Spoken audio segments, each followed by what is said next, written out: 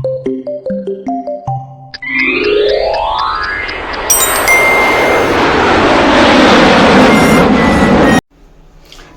Guys, નમસ્તે, સીતારામ, જય માતાજી, હર હર મહાદેવ.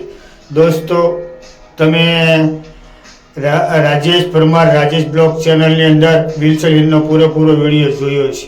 જ્યારે આપણે વિલ્સન હિલથી નીચે તરફ જઈએ ને શંકર ધોધ જોવા માટે, ત્યારે હું તમને આ ઉતરતા ડુંગરને હું તમને રસ્તો બતાવી રહ્યો છું દોસ્તો. કારણ કે જાતી વખતે રસ્તાની અંદર વરસાદ હતો એટલે હું તમને રસ્તો બતાવી ન શક્યો દોસ્તો. પણ હું તમને આ ઉતરતો ડુંગરો બતાડું, જ્યાંથી આ વિલ્સન હિલ જે પોઈન્ટ છે એની શરૂઆત થાય ને એ દરવાજા સુધી હું તમને બતાવીશ. પણ દરવાજાથી જે પંગારી ગામ આવે ને ત્યાંથી તે હું ઠેઠ શંકર ધોધ સુધી તમને પૂરેપૂરો રસ્તો બતાવીશ, જેથી કરીને તમને રસ્તાની માહિતી પૂરેપૂરી મળી જાય દોસ્તો. જો આ સરસ મજાનો એડવેન્ચર ભરેલો રસ્તો છે દોસ્તો. આ છે વિલ્સન હિલથી નીચે તરફ આપણે પંગાર બારી ગામ તરફ જઈ રહ્યા છીએ. એટલે રસ્તામાં અંદર આવા સરસ મજાના વાંકા સૂકા એડવેન્ચરથી ભરેલા આવા રસ્તા આવે છે દોસ્તો. તો તમે સરસ મજાનો રસ્તાનો આનંદ ઉઠાવો દોસ્તો. જો તમને આ બાઇક ને મોટર કાર ને બધું બતાવી રહ્યું છે ને, ત્યાંથી અહીંથી સરસ મજાના નીચેના ગામડાનો સરસ મજાનો વ્યૂ આવે છે.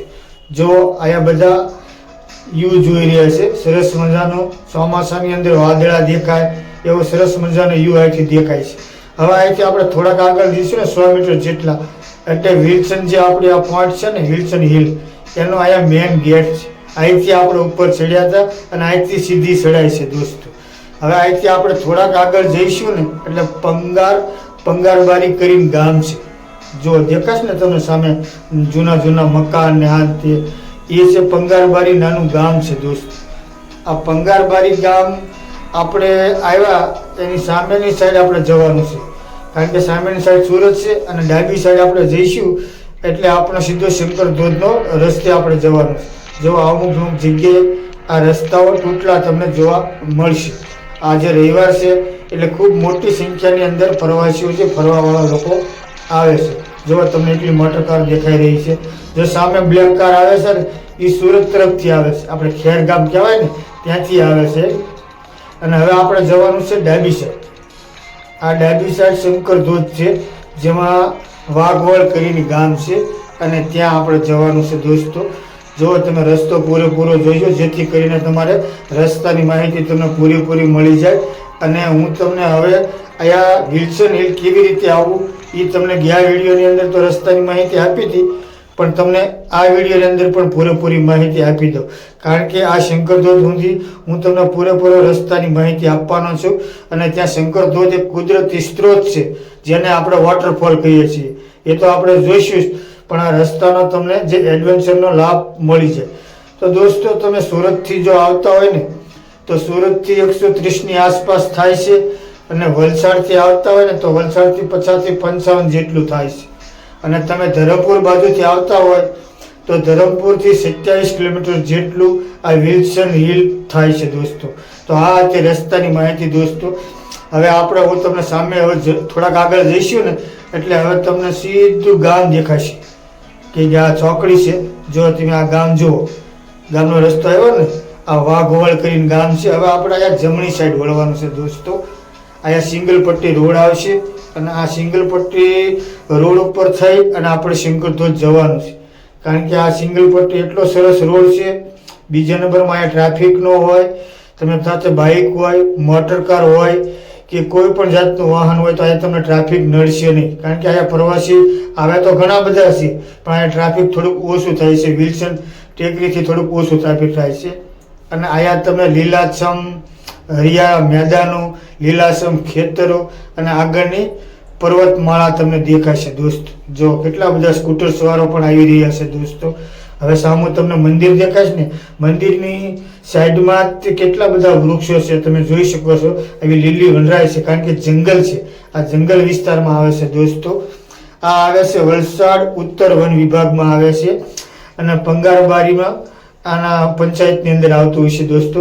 કારણ કે આ ગામ પણ એક બીજું છે, પણ એ પંગારબારી એવું ક્ષેત્ર લખેલું છે. હવે આ શંકર ધોધ લખેલું છે ને તે તરફ આપણે જવાનું છે. હવે અહીંથી થોડાક આગળ જઈએ ને એટલે આવી રીતનું નાળું આવશે અને ચેકડેમ છે. અહીંયા પણ ચોમાસાની ઋતુ હોય ને મોન્સૂન સત્ર ત્યારે ખૂબ પાણી આવે છે દોસ્ત. જો આ કાર તમને દેખાશ ને, હવે આપણે આવી ગયા સીધા શંકર ધોધ. જો સામેનો નજારો જુઓ તમે, જ્યાં કાર પડી ને ત્યાંથી લોકો એની આગળ જઈને પણ શંકર ધોધનો ખૂબ સરસ મજાનો કુદરતી સ્ત્રોતનો નજારો જોઈ રહ્યા છે. ચાલો તો હું પણ તમને શંકર ધોધનો નજારો બતાવું.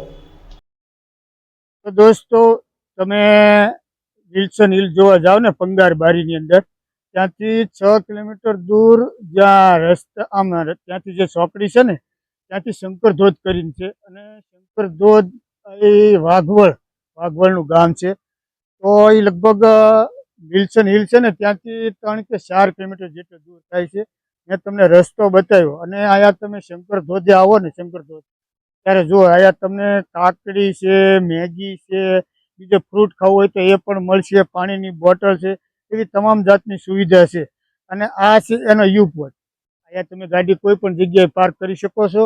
અને આ છે એનો યુ પોઈન્ટ. અહીંથી સરસ મજાનો નજારો આવે છે. તો ચાલો હું તમને ત્યાં જોવા લઈ જાઉં.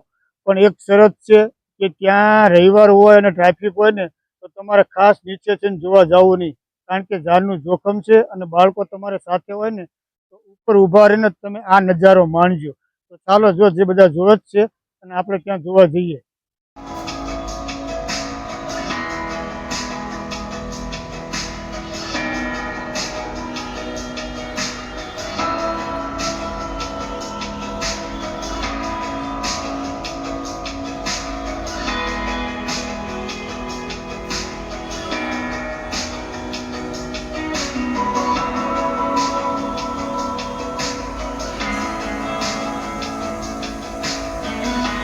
તો દોસ્તો, તમે શંકર ધોધ જોવા માટે જાઓ, તમારી સાથે ફેમિલી હોય, નાના બાળકો હોય, તો જે આ પાર્ટીશન માર્યું છે ને લોખંડનું, એની આગળ જઈને તમે જોવા જતા નહીં. અને જોવા જશો તો તમારા જાનનું જોખમ તમારી માથે રહેશે.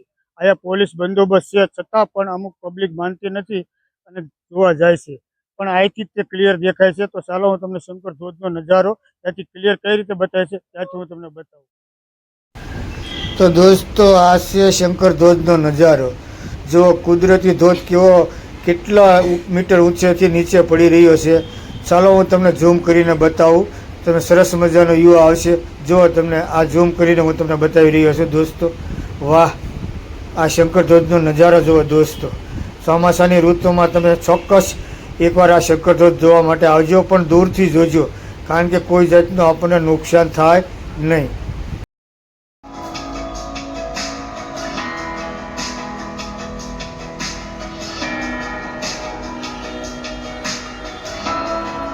દોસ્તો, આપણે શંકર ધોધથી ઉપર આવીને થોડાક ઉપર આવીને 100 મીટર જેટલા શંકર ધોધ જ્યારે જોઈને ઉપર આવીને પછી આ રીતનો સરસ મજાનો નજારો છે. અને જો સામે બીજો પણ ધોધ દેખાઈ રહ્યો છે. બહુ કુદરતી સૌંદર્યથી ભરપૂર, ખૂબ એમ તમે આવો ને પછી તમે જે આ જે વાતાવરણ તમે જે મોજ માણો અને તમે જે ફોટો ને તો તમને ખ્યાલ આવે કે વાહ ભાઈ વાહ, એવા સરસ મજા મેદાનની વચ્ચે ઊભા છીએ આપણે. અને યાદ આવશે એટલે દોસ્તો. તો આ તમે જોઈ શકો છો. અને આપણે જે હું તમને અહીંથી ધોધ બતાવી, આ બધા માણસો નાહવા પણ જાય છે. તો તમારે નાહવું હોય તો ત્યાં ધોધમાં નથી, પણ આ બાજુ તમે નાહી શકો છો. ચાલો, આ લોકો જે નાહતા હોય ને ત્યાં હું તમને લઈ જાઉં. બરોબર, આ શંકર ધોધનો નજારો છે દોસ્તો. તમે શંકર ધોધ જોવા જાઓ ને પછી ઉપર આમ ફરતા ફરતા હોય ને 500 મીટરના અંતરે અહીંયા તમને નાહવાની છૂટ છે. અને જો તમને આમ અંદરથી દેખાતો હશે નાનો ધોધ, ત્યાં જઈને તમે આરામથી નાહી શકો છો. પણ પાણી વધારે હોય તો નાહવા નથી દેતા ને, ક્યાંય ચાલુ છે સરસ પાણી હોય ને તો પણ તમને નાહવા દેશે.